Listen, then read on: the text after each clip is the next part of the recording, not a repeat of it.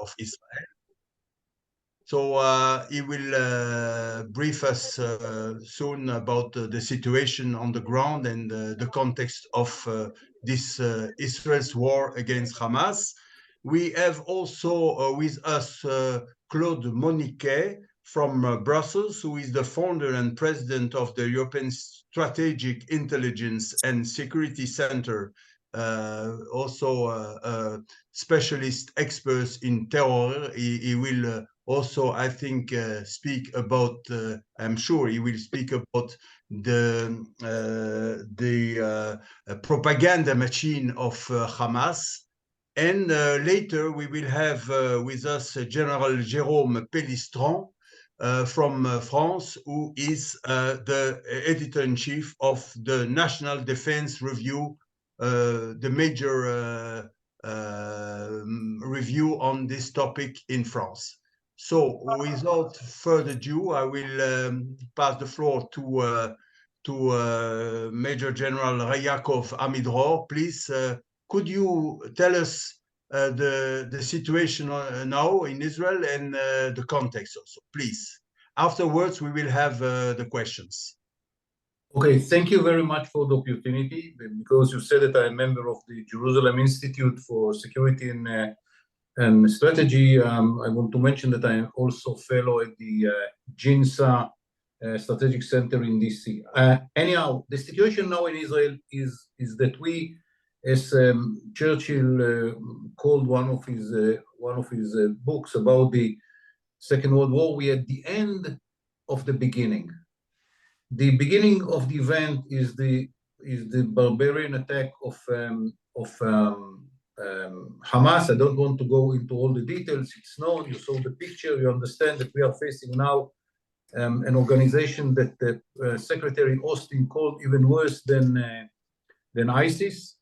And I don't want to go to all these details. It was a huge failure of the intelligence and the military apparatus. But the decision in Israel is clear. We will go to investigate that after the war, not now. We are not touching it. We know that it was a failure. We got out of the crisis. We succeeded in the beginning to clean the area within Israel, to block and to stop the wave of the terrorists coming into Israel, and then to clean the area after almost 12 hours. And parallel to that, we begin to bomb with the Air Force the list of targets that we had in Gaza. The air attack, the air raid, was based on 3 different elements. First, the list that I just mentioned, we had the long list of targets in Gaza, which were result of collection and research during the years. The second element was intelligence which came in through the operation. By that, we succeeded to eliminate some of the commanders of Hamas and so on. And the third element, which became very important towards the last few days, is preparations for the ground forces. That was dictated by the ground forces commanders that make their analysis and ask the Air Force to open access and to destroy a building which might disturb them in the operation. And the parallel to the air raid, we try to convince the population of North Gaza Strip to move to the center-south in an area called Moasi, in which we designated the area in which we open corridors to, and we promise them that they will be safe. Hamas is doing everything that it will not happen, because they want us to kill as many civilians as possible, because this is give them the ability to complain in the media, in the international community. And parallel to the attempt to convince the people of Gaza to move to the south, we evacuating the population within Israel near the border with Gaza. Sderot is empty, and other settlements are empty, part of them because of the raid of Hamas, and part of them because we decided to move away the civilian people from the battlefield, because we don't want them to be there and to be under risk of being killed. So this is the situation of today. We recruited huge amount of the reserve forces of the State of Israel. As you know, we have a system of huge reserve units that we can recruit whenever is needed. We didn't make such a recruitment for, I don't know, since the Yom Kippur War, and now they are all over Israel. We are very strong in the north, we are very strong in the south, and we are dealing with the terrorists in the West Bank. The number of units in the West Bank was not changed. What we had there was enough. And the preparation for the ground force invasion of Gaza is towards the end. You know, and the logistic always need a few more hours, and for training few more days, but it is towards the end. And the invasion of the Gaza Strip by the ground forces is imminent. The goal is very clear, not easy to achieve, but very clear. We want at the end of the war to be in a situation in which Hamas as an organization does not exist. I mean, people of Hamas will live and maybe believe with the idea, but as an organization, it does not exist. As military apparatus, they don't have any capability to attack Israel. Here and there, they can launch a missile or rocket or even something else that commit suicide attacks. But as a military organization, it does not exist. We understand that the invasion is only the beginning and not the end of the war, and it will be a long war. And, you know, people ask how long. It will be between few weeks and 2 to 6 months. I don't know exactly. Depends very much on what we will see inside, what we will find inside, what intelligence we will collect, how strong will be the opposition on the other side, how many of the civilians will be moved before, because we don't want to fight an area with civilians. We want to, you know, it's an ironic situation. We want to minimize the number of Palestinians which will be killed in the operation. Hamas is doing everything that the number of the Palestinians which will be killed will be maximum, because they want to maximize the number of Palestinians which will be killed, because it's give them cards in the media and the international community. We have very good cooperation with the Americans. You saw it last night when they succeeded to intercept missiles which had been launched from Yemen towards Israel. We have good network of intelligence and alarm systems. They are not taking part in the offensive side, but they are helping us in the defensive side, mainly intelligence, but in this case, even interception. And they are here with a strong force in 2 carriers in the Mediterranean, telling the Iranians, if you take part in the operation, you might find yourself fighting with America. And I think this is very important situation to show that American allies can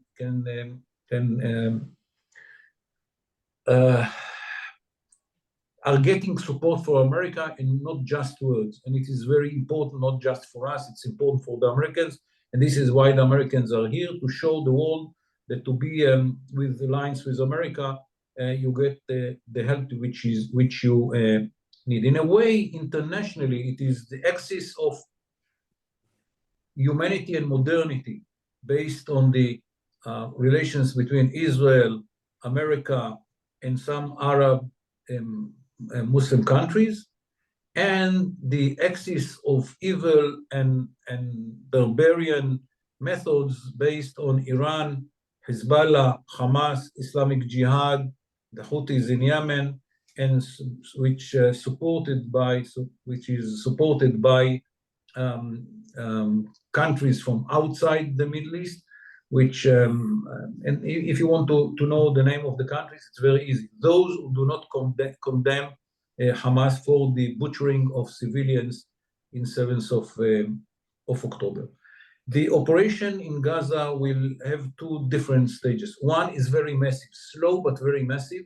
It's to get control on the area which we want to take control for the future, and then kind of operation which will go after the individuals, the infrastructure centers, offices, headquarters, command and control network, the underground tunnels system, which is huge under Gaza, and so on and so forth. And the aim of the second stage is to clean Gaza from all the elements of Hamas. It will take time.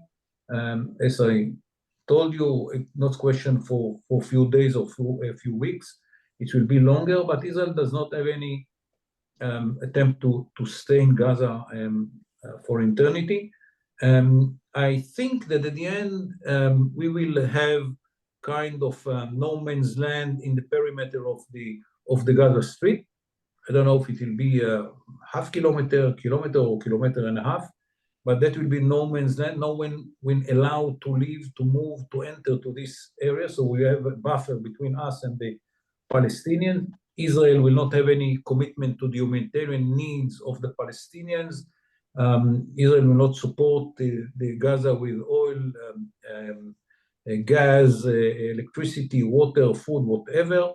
The Palestinians can do it through Egypt if they want, but Israel will continue to act within the Gaza Strip if will be needed by bombing, raiding, whatever will be needed militarily to stop any attempt by anyone, either it is Hamas or someone which will come afterwards, to build any capability of threat against Israel. So Israel will disconnect itself from the Gaza Strip relating to all the civilian issue, but Israel will be very much connected to the military side, because we will continue to bomb and to raid military facilities or terror facilities inside the Gaza Strip, and that probably will be for eternity till someone will take responsibility for Gaza and build a regime that can be trusted.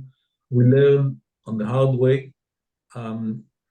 Probably 1,500 Israelis were killed. 90% of the 80% of them are civilians, butchered in their homes. We will not let the beast to be built again on the other side of the line. This is the goal of the operation. The preparations, as I said, almost ended, and we are. It will take hours or days, and we will invade the Gaza Strip. Many people ask about the connection to the north. In the north, it's a very delicate situation. There is a huge pressure on Hezbollah, which was very helpful to build the Hamas in the past, to go into the war and to put Israel in a very complicated situation, fighting in two different fronts. But on the other side, or the other line that is limited the Hezbollah on the other side, is the picture from Gaza. If there is something that Nasrallah doesn't want, is that Gaza will be found in Beirut. And he understands that will be the situation in many Shiite centers, including Beirut South. It is an isolated Shiite area. No one in Lebanon can enter to this area without permission of Hezbollah. So I think that he was caught between the two situations, and he has to make a decision. Up till now, he restricted himself to allow Palestinians to infiltrate to Israel. All the teams which try to infiltrate and destroyed by Israel in the north are Palestinians, not Shiites, not Hezbollah. Hezbollah is giving the envelope. They are launching missiles, anti-tank missiles into Israel afterwards. The Palestinians are launching the rockets. Everything is coordinated by Hezbollah. We are retaliating. We killed few Hezbollah members. All the Palestinians we tried to infiltrate eliminated. They didn't succeed. And the way that the Hezbollah is doing it is that they can claim that they are inside, but they are not in a war, because they understand the consequences of a war. Israel is not, the Air Force, the Israeli Air Force is not needed anymore in the south as it was needed in the first 10 days. So it can be moved to operate in Lebanon. And if the list of targets that we had in Gaza allowed the Air Force to operate more than 10 days, I think that the list of targets in Lebanon will allow the Air Force to operate in Gaza more than 100 days. I mean, it's a huge list of targets in Lebanon, and if someone will attempt to go to war with Israel in Lebanon, and it is decision of Hezbollah and the Iranians, unlike Hamas, in which the Iranians are not part of the decision, making, they just help to build Hamas, but they don't control Hamas. With Hezbollah, it's a different story. It's an organization which is controlled by Hamas. The Iranians are part of the decision-making process and apparatus. So if the decision by the Iranians and Hezbollah be to go to a full war against Israel, the Air Force probably will work there, operate there, 3 months, and only then we will have to use the ground forces. The list of targets that we have there is unprecedented. So this is the situation on the ground, where at the end of the preparations, invasion is imminent. We look and we are very careful with the ground, with the North. Huge amount of ground forces allocated to the North. We are taking care to the terrorists in the West Bank. We killed some of them, arrested the others, and with the Americans, we succeeded to thwart the attempt of the Houthis to launch missiles into Israel. What other fronts can be emerged, I don't know, maybe Iraq, but this is the situation on the ground, and I open to questions if you have. Thank you so much, Major General Amedrour, for this very precise briefing and on the situation on the ground. This briefing is also about the effect of Israel fight against terror on Europe. And for this, I think we have, Alex, a very important question from our audience. So please, Alex, could you? Thank you, Yossi. And just before we get back to Claude Moniquet and back to the sort of military aspects, just to say very, very briefly, there were some late arrivals. So I'm just reminding those late arrivals that if you do have any questions, the chat facility is open. So Yossi, if you're going to permit me to paint outside the lines for a minute, we have a very pertinent question from James Crisp of The Telegraph in London. He says, there are large Jewish and Palestinian communities across Europe. We've seen anti-Semitic terror attacks in Europe, which have been blamed on parallel Islamist societies living in Europe. What risk do you see of the consequences of a war spreading to Europe, and what could they be? And it just so happens that we have with us the chairman of the European Jewish Association, Rabbi Menachem Margolin, who I believe is best placed to answer this question. So Rabbi Margolin, I'm kind of putting you on the spot, but if you could handle that, would be very, very grateful. Yeah, thank you very much. I'll be very short. I do want to share with you all that since the war started in Israel, the 2 million Jewish people who live in Europe does not sleep at night. Jews in Europe do not sleep at night, not because of the very brutal and pain and pictures and videos that we all got from Israel, where we could see how little children were tortured and terrible images, but mainly because of the threat against the Jews in Europe. The amount of threat the Jews get in Europe today, calling for death to Jews, is annoying. Jewish people, many do not sleep at night. They sleep next to doors to ensure that no one will enter the houses. This is a terrible situation. Authorities in Europe still do not understand it. The fact that there are many, many thousands of people in Europe who protest, pro-Hamas protest, which means this is people that support terror. who support calls to kill Jews. And many authorities still allow them to demonstrate and actually do not even try to go and look after them. Who are the people who call to kill Jews? Unfortunately, most of the government in Europe did not increase the security around Jewish institutions, does not follow closely those protests who call to kill Jews. It's a very annoying situation.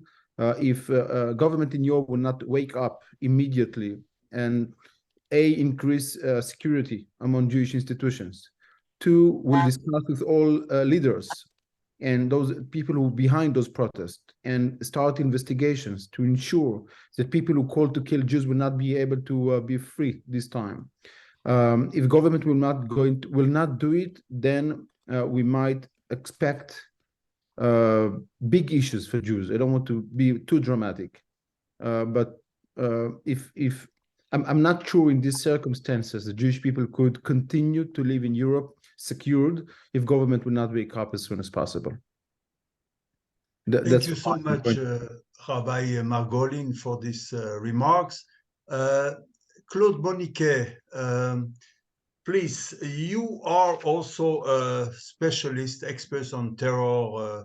So could you also answer the question of this British journalist, James Crisp, about what's happening in Europe, what the consequences in Europe of what's happening in Israel? Please, Claude. Thank you very much, Yossi. Yes, clearly there is a huge threat against Jewish communities in Europe, but not only against the Jewish communities. We have seen last Friday the attack in Arras in the north of France, and we have seen, of course, Monday the attack in Brussels, which targeted, the first one targeted a French school and the second one targeted Swedish citizen. And in both cases, we know that the motive was a little bit confused with specific messages against the French society and against the Swedish society because of the burning of the Quran in Stockholm the last month. But in both cases, we know also that one of the motivation was the situation in Gaza. And for instance, the terrorist who acted in Brussels said that he wanted to kill Swedish, but he was also acted for the children, the Palestinian children. So the situation is the following. We had, as everyone remember, we had a terrible period between January 15 and let's say August 17, when the Islamic State lost its territorial conquest in Syria and Iraq. And after, the situation completely changed. We didn't have other massive attacks, but we have a lot of how to say it,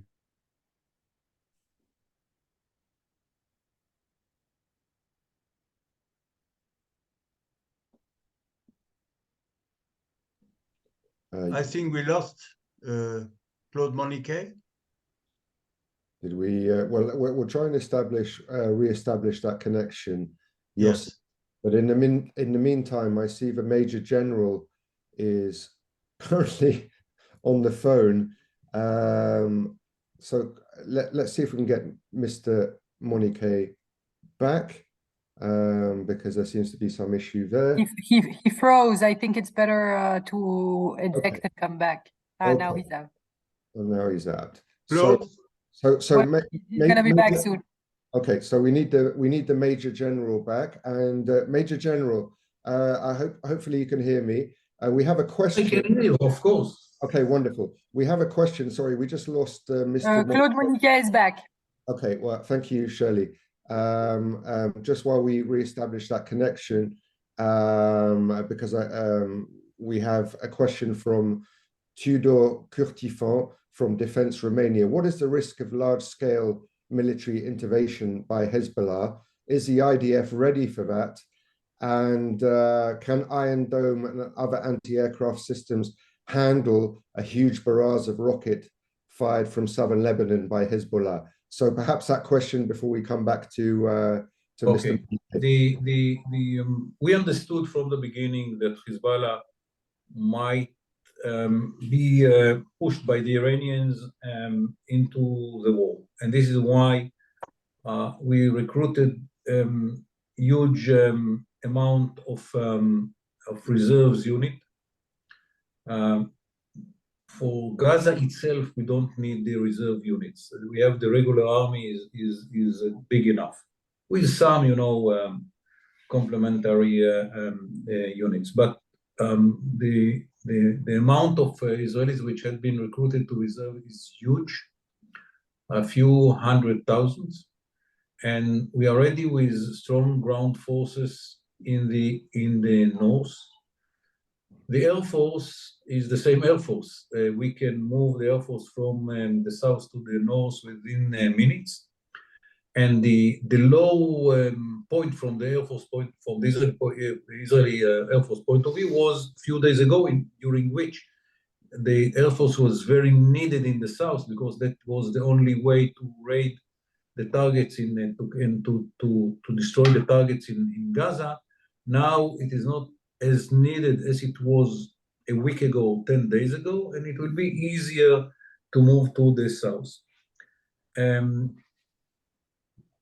as I said, the beginning of any operation in the north will be with the Air Force, and the list of targets is huge. So we will have the flexibility to use the Air Force in the north and to continue with the ground forces in the south. And then, if it will be need, I'm not sure there will be need, but if it will be need to move some of the ground forces to the north. It reminds me that I was a very young paratrooper in '67. I was one of the battalions who conquered Gaza. And after a few days, I fought in the Golan Heights with helicopters, where we had been moved to the Golan Heights. And it was the end of the tail of the war in the Golan Heights, but still, we fought in Gaza, and then we moved to the Golan Heights. And here, ground forces can be moved from the south to the north if it will be a need. The question of the Iron Dome is a very good one. The success of Iron Dome till the last operation was around 90%. 9 out of 10 missiles that supposed to be, according to the system, intercepted by the Iron Dome were intercepted. A little bit more than 9, but around 90%. We don't have yet any good investigation that can give the exact number of the present operation. But from questions and answers that I had with some people in the IDF, I understand that the level of success is not less than in the previous operation. So it is somewhere around the 90%.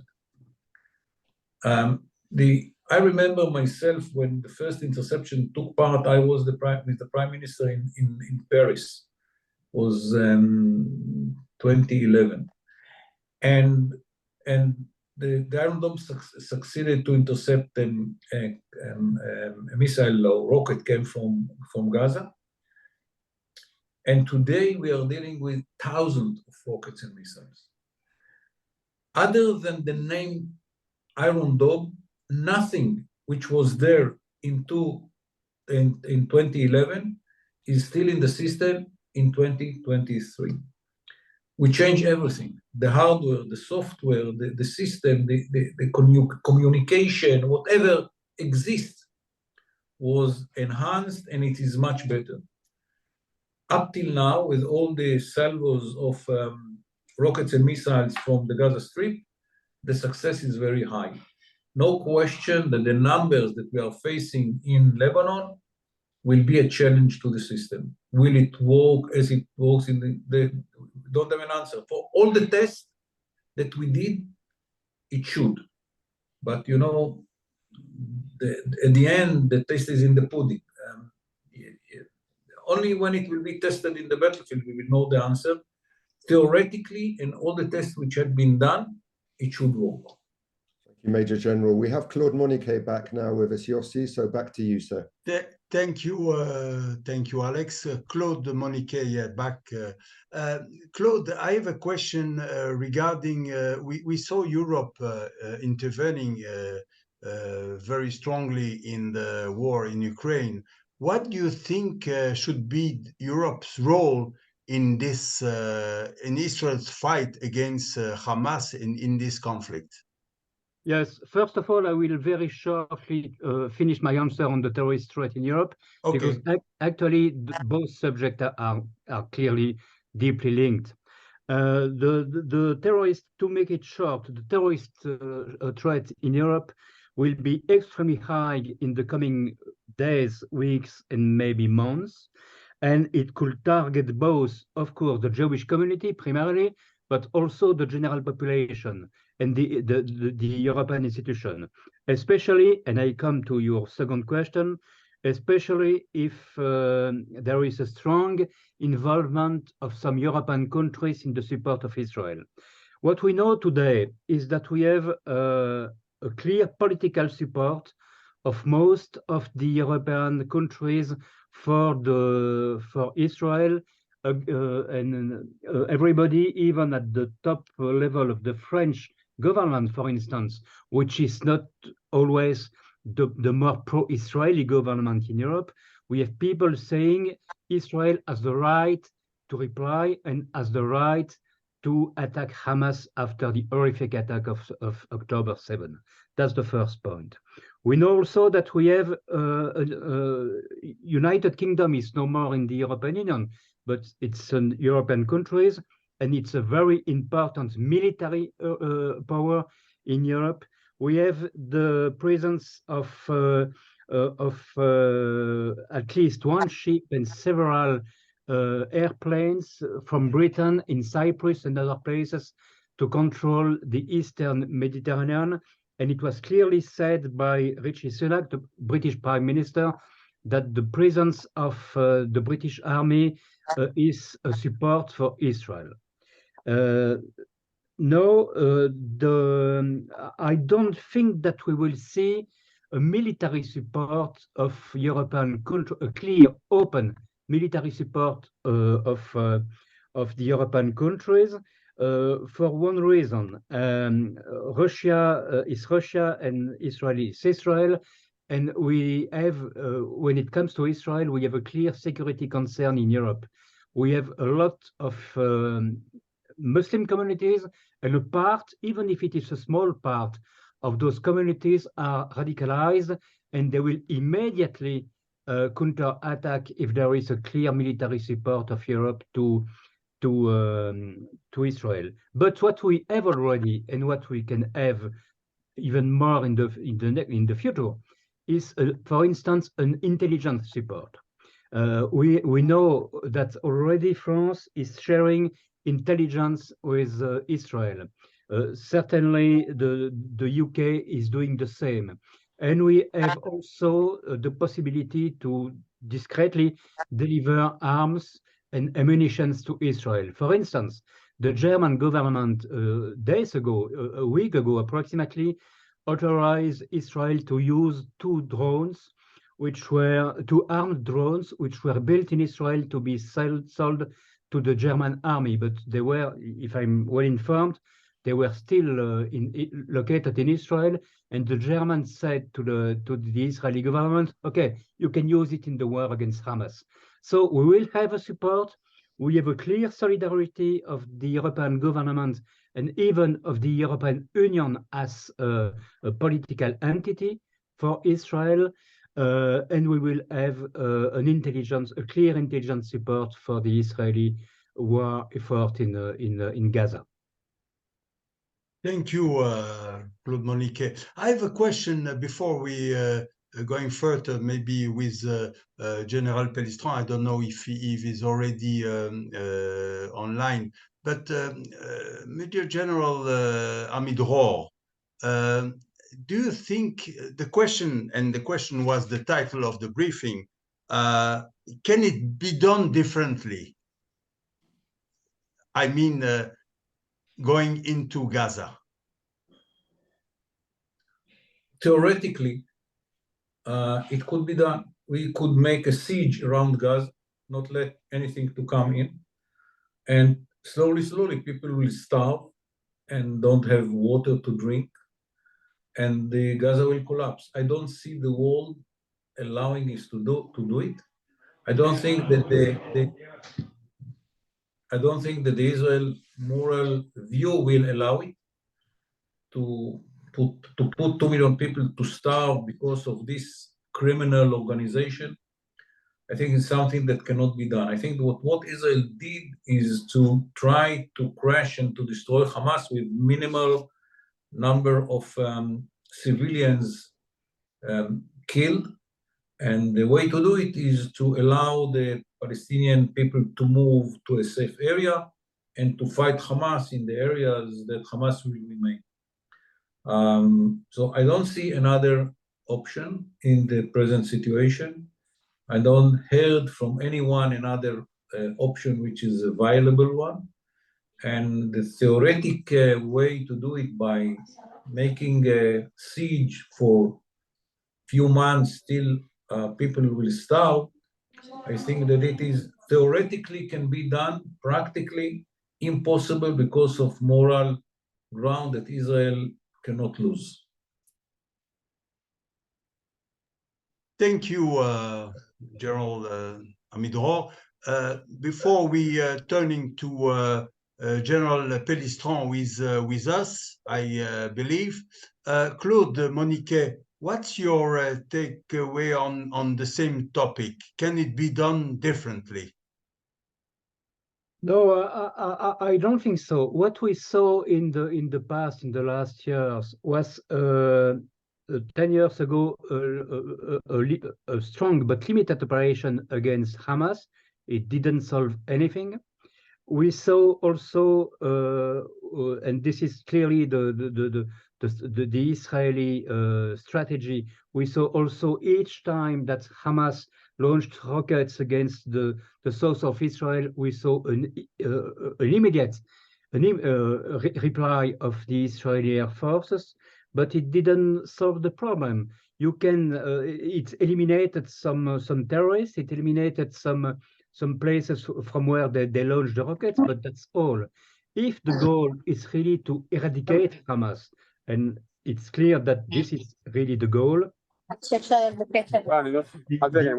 the only way to do it is to go on the ground.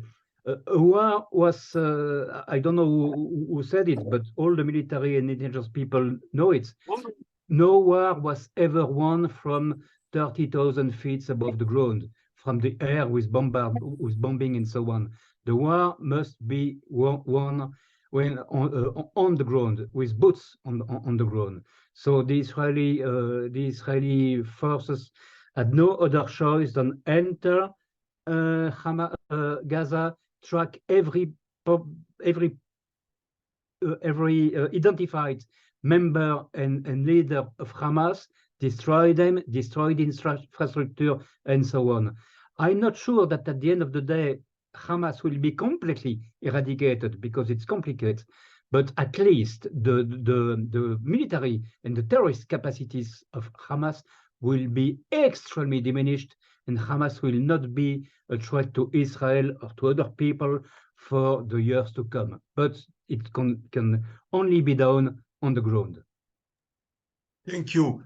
General Jérôme Pelistron, thank you for joining us. I will have the same question for you. Do you think that entering Gaza for Israel is the only option? Please unmute yourself.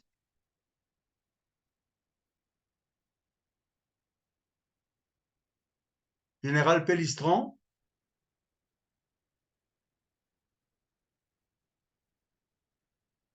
Yossi, while the general is trying to unmute himself, if I may, there's a question that I believe is worth asking to the Major General, indeed to to Claude while we try and sort out that technical issue. It's from Daniel Reichel. Is there any indication, given what you were just talking about, Yossi, about is there any alternative to the Gaza incursion? Is there any indication of how Israel wants to handle the issue of the 203 hostages in Gaza? So that seems like a fairly pertinent question, Yossi. It's entirely up to you who you want to direct that question towards.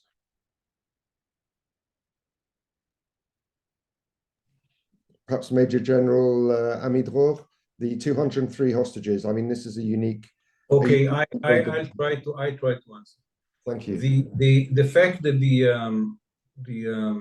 Hamas is holding 200 hostages might be used by the organization in a way that will prevent Israel from action, because the Hamas wants us to say to ourselves, if we are going to invade Gaza, all the hostages will be in danger, and that will prevent Israel from action. It is not going to happen. The operation will take part. We are not going to change anything in our plans because they are holding 200 hostages, including, by the way, the youngest baby is 3 years old, and the oldest one is a woman at the 80, and all between so many. But whenever we will have a piece of information where any group or any hostage is located, we will do whatever is needed to operate to release it. So in the big picture of the invasion, the hostages are not part of the elements that we are taking into account. But practically, whenever we will expose any hint or information or intelligence or whatever we will have about the hostages, immediately it will be the focus of the forces nearby, and everything will be done to release them. So it will be a very delicate operation, which is we are taking into account in our plans, and in the big pictures, we continue with the plans that we had. With the practical issue, any intelligence will be immediately a target for operation by the forces. Okay, thank you. We have a lot of questions, so I will now pass the floor to General Prelistrandi. Do you hear me? Yes, I hear you. Thank you for joining us. My question was the same question as I asked the two other speakers. Do you think that Israel has no other option than entering Gaza? From my point of view, Israel has to enter in Gaza area. Of course, it's a very difficult situation with the hostage. In fact, without hostage, it will be easier. But it's very important to enter in Gaza, but for a short moment. I mean, a very strong action, very brutal action, and without occupation. Because if Tzal stay outside Gaza, it will be a success for the Hamas.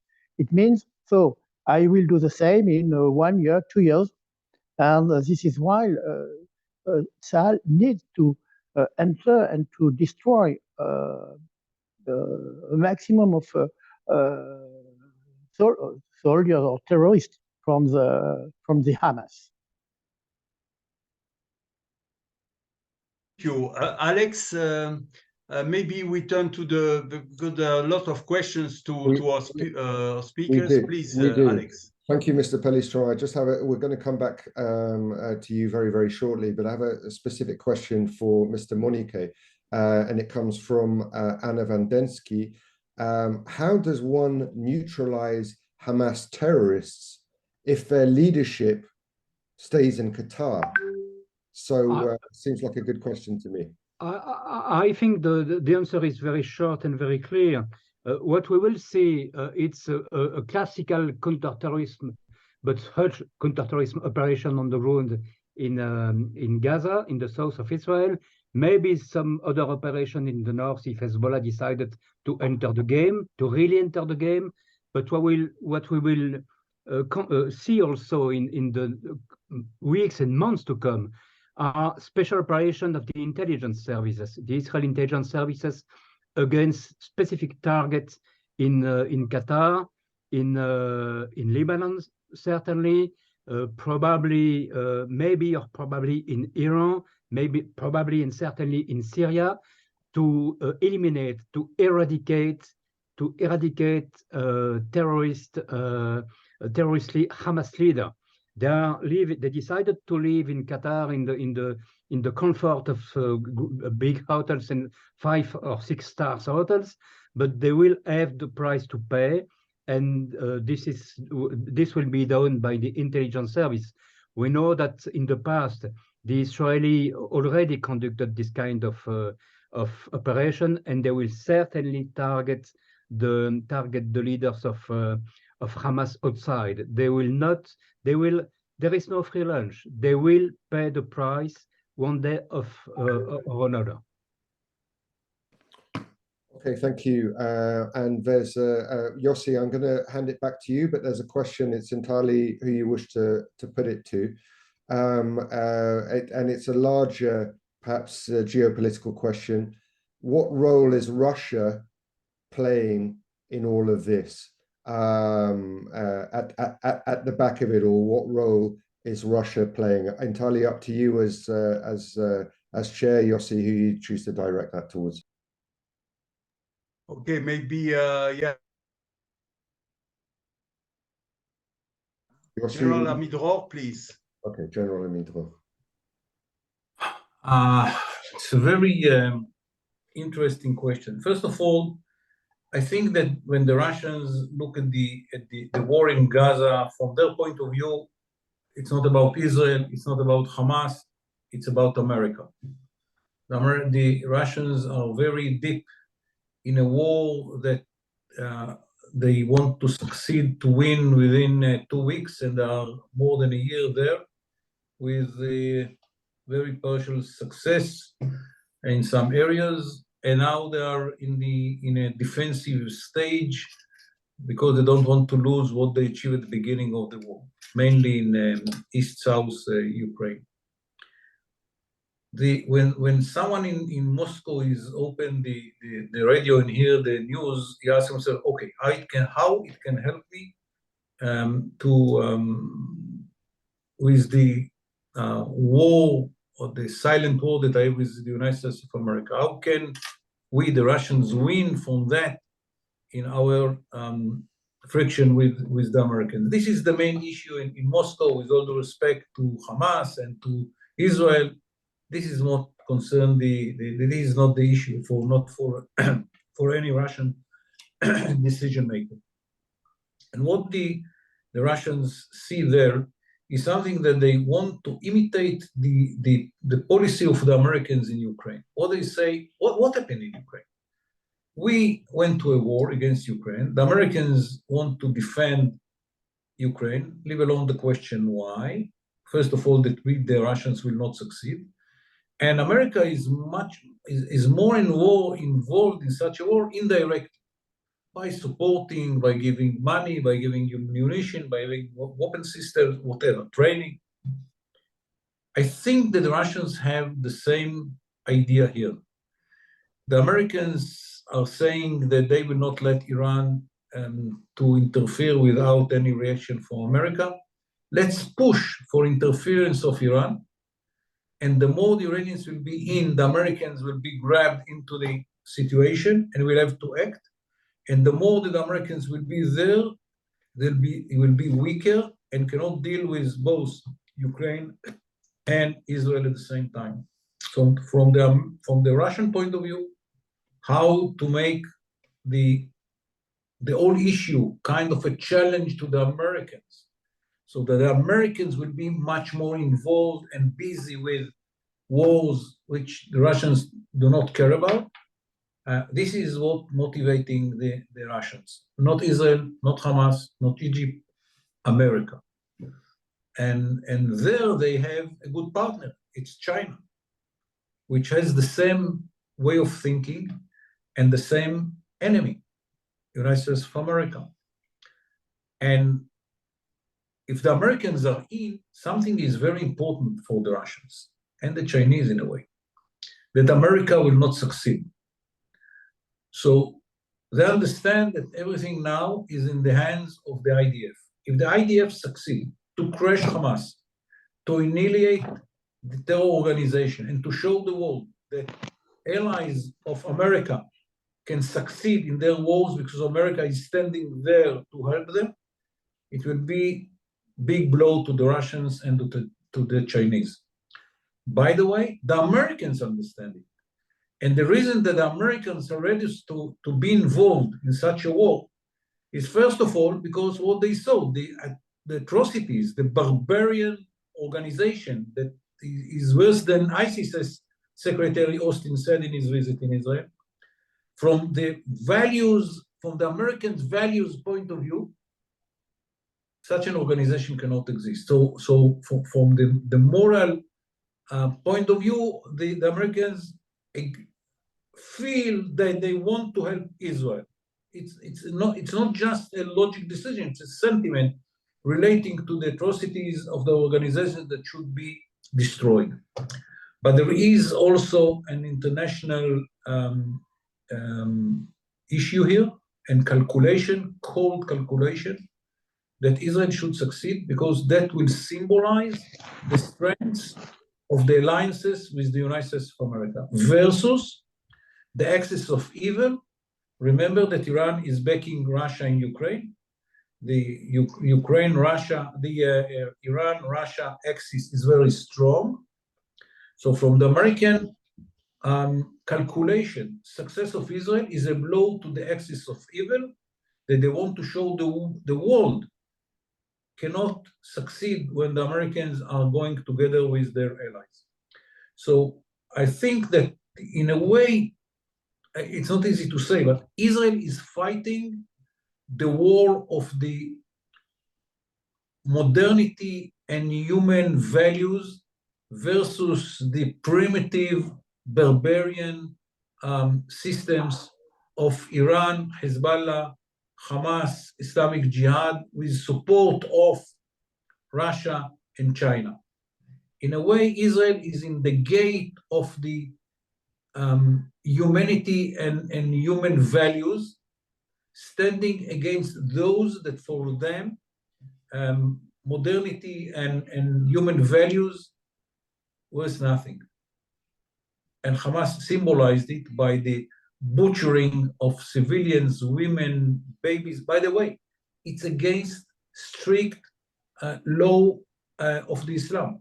There is a hadith. Hadith is the legal law, which is not in the Quran, but oral law of the Prophet. And there is a strict hadith which say that Muslims should not fight children, women, and old people. And Hamas did all of that in spite of the clear message of the hadith.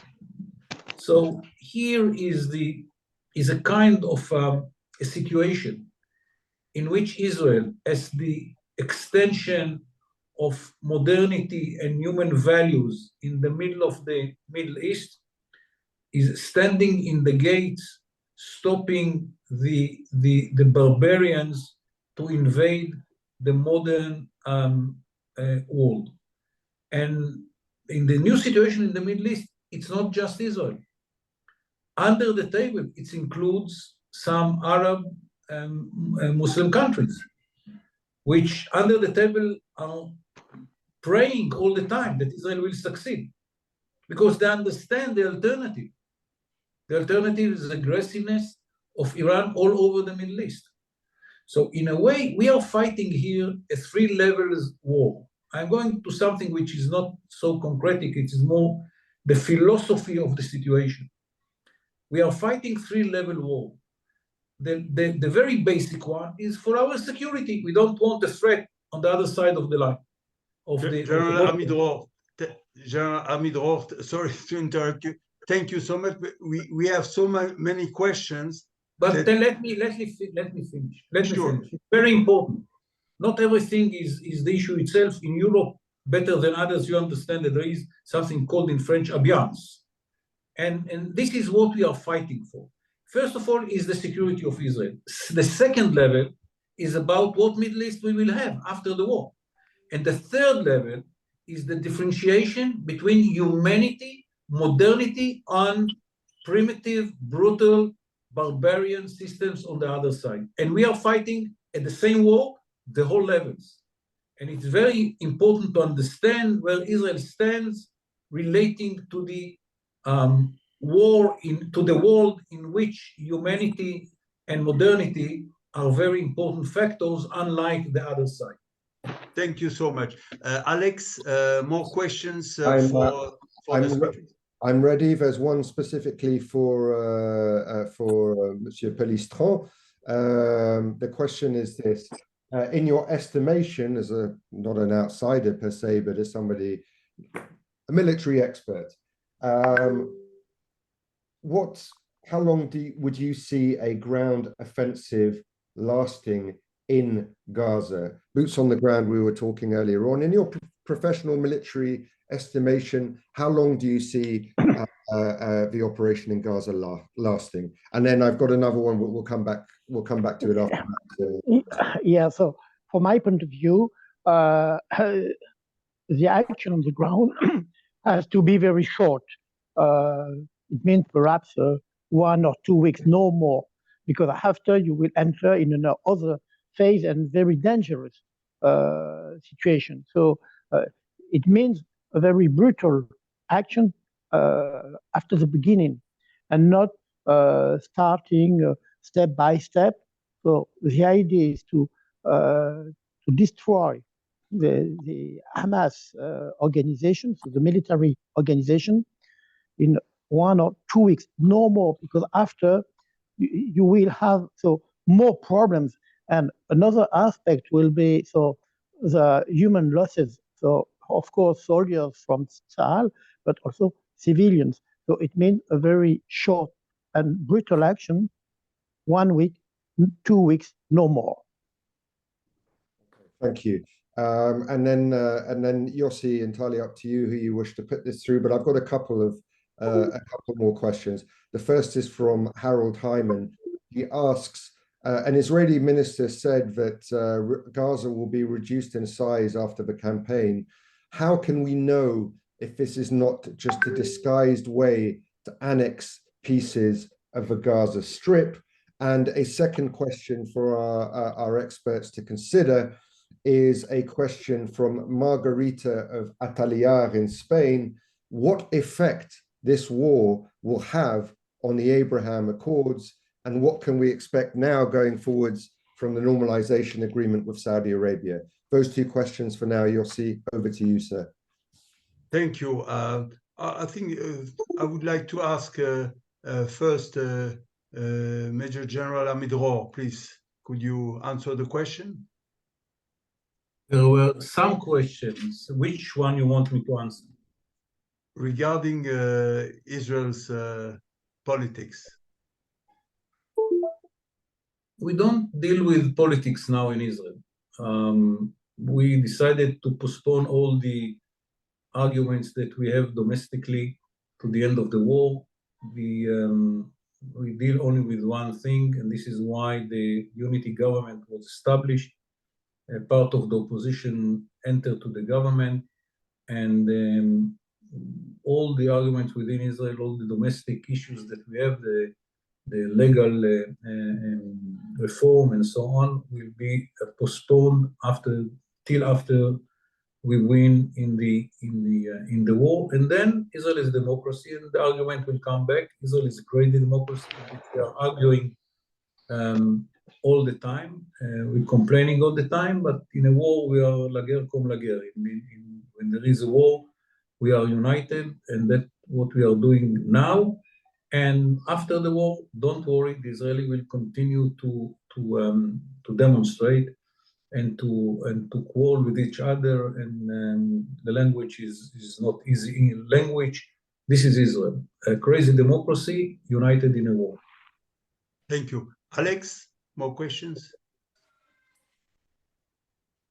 I'm just unmuting myself now. Sorry about that, everyone. There's a question from Moshe Appelblatt and another one from Monica Mazza. So I'm going to take them just to speed things up, Yossi. We'll take them in twos. So the first question from Moshe Appelblatt is a very important one.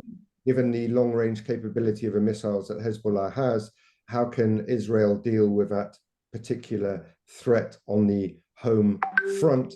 The question from Monica Mazza is, who's with Agenzia Nova in Italy, taking into account between the fight between civilized words to a civilized world towards a barbarian system, between the Iran, Russia, China axis, do you think Saudi Crown Prince and his girlfriends could have some kind of influence to stop this and eradicate Hamas? In a sense, I guess Monica's question is that the Saudis have strategically placed themselves in the middle of all of these actors, therefore are they in a position to influence? So those two questions, Yossi. Okay, thank you. The first question I will ask to General Pellistrand. Please, you listened to the question, please? Yes, Long about the missile with long range Yes. from the Hezbollah. So Yes. the question, so first of all, Israel is able to stop a lot of missiles with the Iron Dome. But of course, the use of missile with a long range by Hezbollah means an escalation in the war. So it will be a significant step. So it will be a new message, and that the consequences is that Hezbollah will enter in the war. And from my point of view, Tzahal is able to fight both on the south and on the north. Of course, it will be very hard, but so if Hezbollah use missiles with a long range, it means that Hezbollah will enter in war against Israel. So it will be another step in this war. Thank you. And the second question is, I would ask Claude Moniquet, please.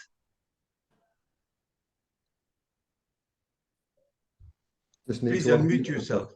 Yes, excuse me. Can you remind me shortly the second question? Alex, please. Certainly. The second question, Mr. Moniquet, was taking into account the fight between a civilized world against a sort of axis of Iran, Russia, China.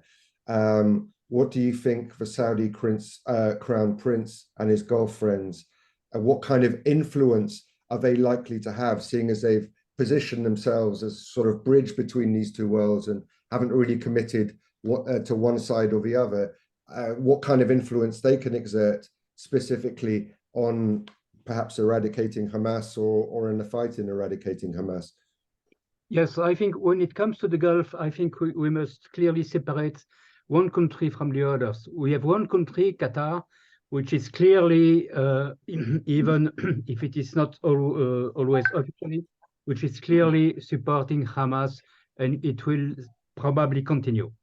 They are very close to Iran. They're in complicated situation. They're in opposition. They were and they're still in opposition to Saudi Arabia. So I think that this Qatari position will remain the same. For the other Gulf countries, and especially for Saudi Arabia, we have seen that, for instance, the Abraham peace discussion were suspended because they have no choice for the moment. They must compose with their own threats, and they must compose with the fact that a lot of people in the Gulf countries are more or less supporting Hamas and supporting the so-called Palestinian resistance. But it is clear that for the Arab countries from the Gulf, except Qatar, the agreement with the peace agreement with Israel is extremely important, because it's just building a kind of political coalition to oppose Iran. So I think at the end of the day, the Saudi and the Emirati and Bahrain and so on will try to restore their relations with Israel, and they will, I think, they don't will really have an intervention other than very symbolic during the war. But after the war, they will come back more or less to the business as usual and to the normalizing of the relations with Israel. Thank you, Alex. Yes, actually, this is a very interesting question, a tad controversial, but we're going to go for it. And I think this is of particular interest to both our European-based experts, but of course, Major General is welcome to jump in as well. And also, we didn't deal with the other question, which was, so I tell you what, sorry, we'll put this in some kind of order, Yossi. We're going to deal with this controversial question first, and then for our European commentators, then we should go to back to Major General, specifically, Amidror, specifically about the question of, is there a covert plan to annex parts of Gaza, which wasn't answered the first time. So the question, gentlemen, the controversial question is this. Nikki Haley has said, we'll take in a million Palestinian refugees. The Scotland's First Minister suggested it as well. What do you think the appetite is in Europe right now for repeating effectively what happened after the Syrian war, accepting a large influx of Palestinian refugees from Gaza to Europe? And would there be any security implications in that? So, Monsieur Pelistron, peut-être. Yes, General Pellistrandi, please. Yes, about so. You know that the question of refugees in Europe is very sensitive, and I'm really sure that there is no countries in the European Union who will accept to receive refugees coming from the Gaza area. Perhaps some families, but today it's too sensitive, and we don't forget that we have European elections next year, and these elections will be very important because we face the risk to have on the European Parliament a majority Euro-pessimists. So it means that there is, from my point of view, no option for receiving refugees from the Gaza area in Europe. Thank you. Claude, Monique? Yes, I fully share the advice of General Pelistron. I think for two reasons, no European countries will accept more than maybe a few hundreds Palestinian refugees from Gaza. The first reason, if, as General Pelistron said, we have a huge problem with the refugees in Europe. We have a huge debate.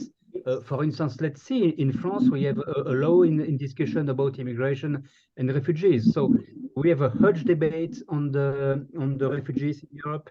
It's complicated. It fuels the increase of far right and Euroscepticism. So it's a big problem. The second issue, clearly, is that Europe doesn't want to import the Middle East conflict more than it is already imported. And it is very clear, it's crystal clear, that if we take more than a few hundred people, but thousands of tens of thousands of hundreds of thousands, we will import the conflict, and we don't want to import it.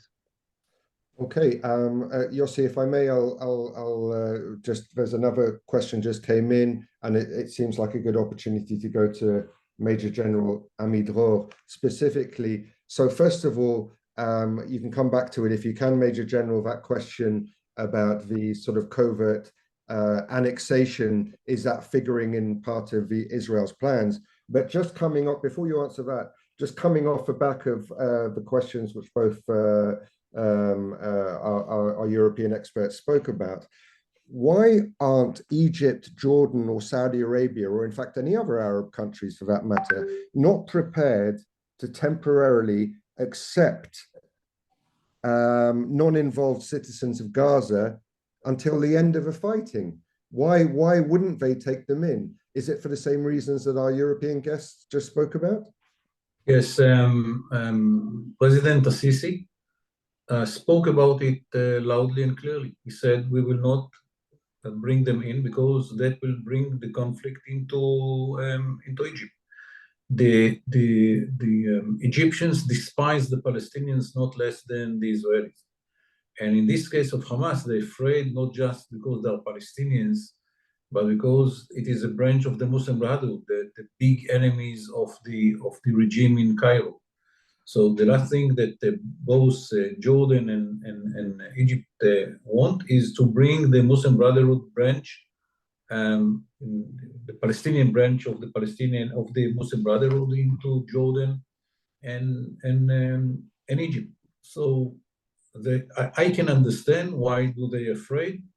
The Hamas is a barbarian organization who wants Hamas people in his state. I mean, it is well understood. The Arabs understood the dangerous ideology of Hamas more than the Westerners. So it is not surprising that they don't want them in. Okay, and the second question about is the ground invasion and the comments of the Israeli minister a kind of pretext to take over or take back parts of Gaza into Israeli, or rather integrate parts of Gaza into Israeli territory? I don't think that will happen. What my assessment is, and of course everything will be determined after the war and not before the war, my assessment is that we will finish the war going out of completely from Gaza, having a strip of few hundred meters or kilometer on the perimeter of Gaza Strip, which will be no man's land. No one will enter, and if anyone who will be shot. That to separate the Gaza population from the border with Israel. I don't see Israeli annex any part of Gaza into Israel. What I see is this buffer becoming a buffer which is under the sovereignty of Gaza, but controlled militarily by the Israeli forces, which will not allow anyone to cross it. This is something that I think will happen at the end, but we don't have a clear plan for the day after because we want to see, first of all, what will be the results of the war itself. Thank you. Yossi, I'm going to hand back to you with a last question that we have, and then I propose entirely up to you if you want to start wrapping things up. But this last question seems like a good point to sort of wrap up the briefing, of course, entirely up to you as chair. But the question is as follows. If Hezbollah, Iran, and other allies join the war, will Israel be in existential danger? Yossi, back to you, sir. Thank you. I would suggest to ask the questions to our three speakers as a sort of conclusions to this briefing. So please, first, General Amidror, Major General Amidror. No, I don't see that it will be a threat that Israel cannot deal with. And in this case, it will be probably with the help of the Americans, who said that if the Iranians come in, America will be much more active. Israel has the capability to deal with Hamas and Hezbollah at the same time. It is not going to be easy. It will be very, very hard. It will take Israel resources to the limit, but it can be done. We cannot destroy both of them in the same war, so we will have to decide if we are concentrating on one and leaving the other to be suffered many casualties but not destroyed. And if Iran will join, it's a different war. It's a war between missiles. And we know how to reach Tehran. And I think that the Iranians know that we know how to reach Tehran. And the last thing that the Iranians want is Tehran to be heard. But we can do it if we'll be in need. So it is not about our existence, it's about the ability of Israel to destroy both organizations. That cannot be done if it is the same time in both fronts, but it is not about the existence of Israel. This is not the question. General Pellistrandi, please.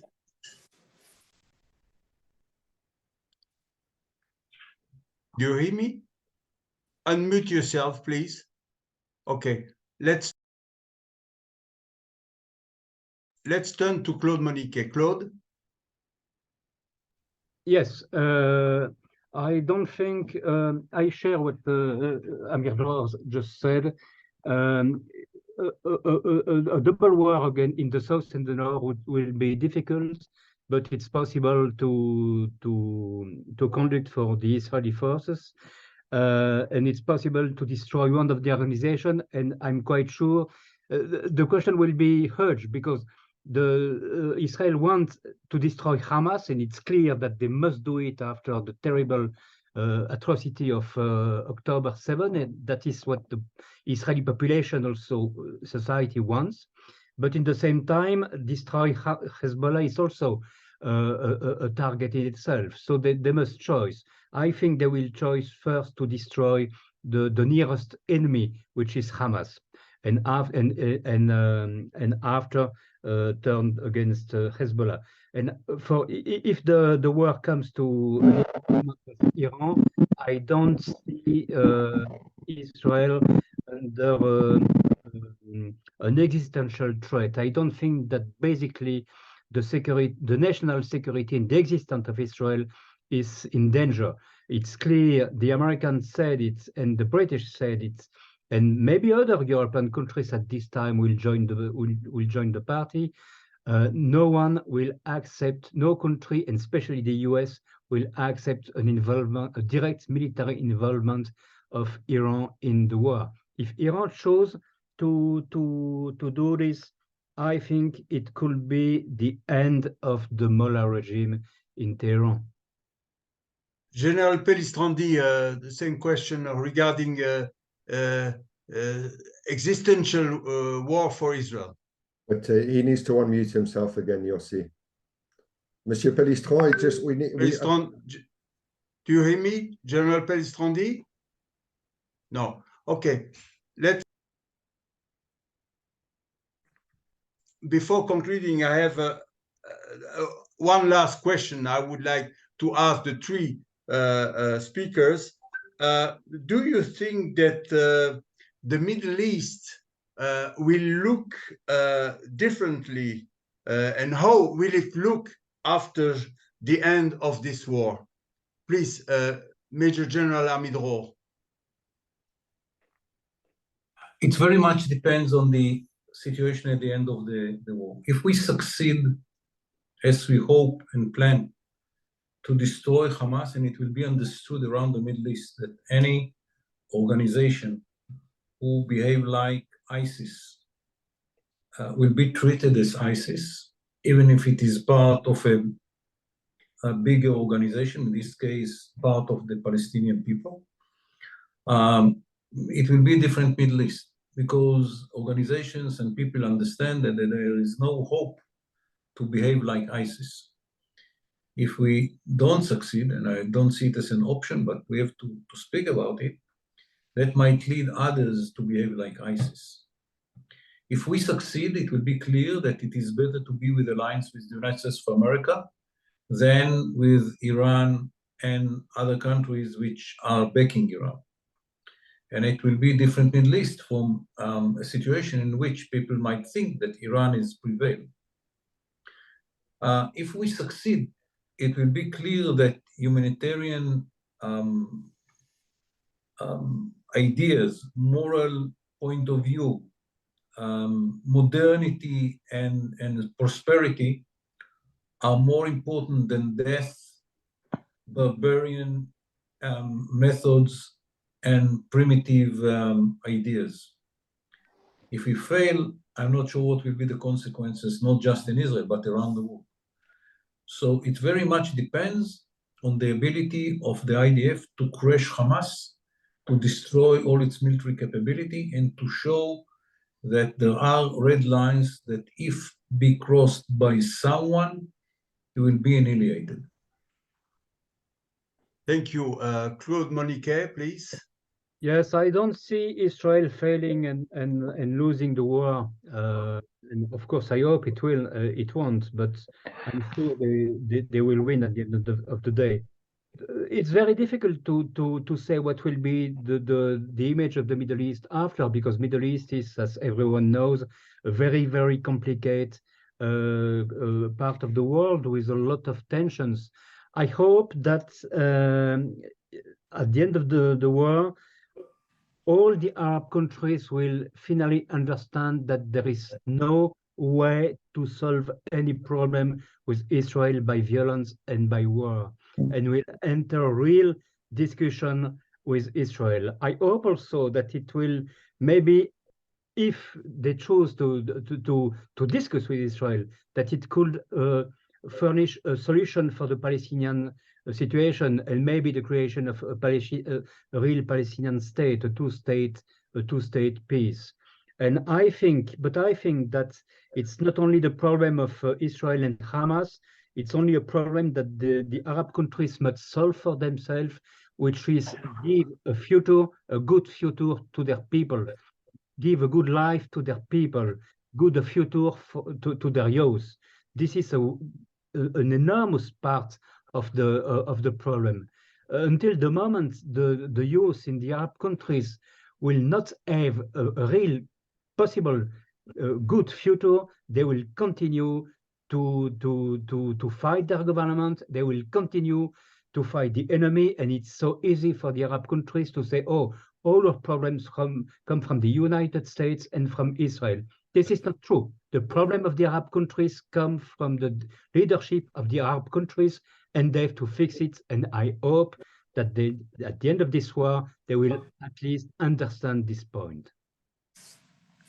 General Pellistrandi, how do you think the Middle East will look like after this war?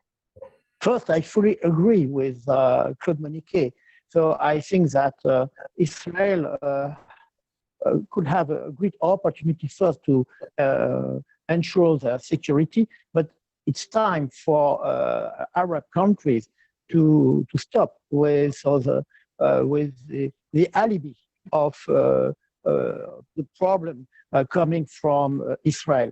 So I hope that after the war, and it means that Israel has to win the war, Arab countries will now discuss and will propose a new future for the young people. So, and it's a key moment, not only for Israel and the Middle East, it's a key moment for all the civilization, and I mean also for Europe. So we will see in the next days or weeks, but so I hope that after the disaster and the massacre by a terrorist organization, a new phase of a new perspective will be open, and it means that Tzahal has to win the war in the next days. Thank you so much. Alex, 2 points, I think. Yeah, thank you very much indeed. We'll start to wrap this up. The 2 points are as follows. First of all, we will of course, as soon as this is over, we have to process the video. Everything will be available. And the last and perhaps most important point is this conversation, just so you know, is all on the record. There's nothing that has been said here which isn't available for publication. If there are any follow-up questions for any of our experts, please send them through to our usual APA media advisors. Yossi, if you don't mind, I will wrap this up. if there's anything else you wish to say. No, with pleasure. Okay, so so just to thank our esteemed guests, it was extremely important to get your perspectives, both from an Israel and a European perspective. We value your professionalism and your analysis, and I'm sure it's going to be very, very useful for the many, many journalists who attended. And we look forward to catching up with you all again further down the line. As I said, please, all of those who've participated, you can expect a full video of this briefing to be in your inboxes shortly. From all of us at Europe Israel Press Association and from the European Jewish Association, we thank you very, very much for your attendance during this busy time, and we look forward to seeing you all again very, very soon. Thank you. Thank you so much. Thank you. Thank you, all of us. Thank you very much.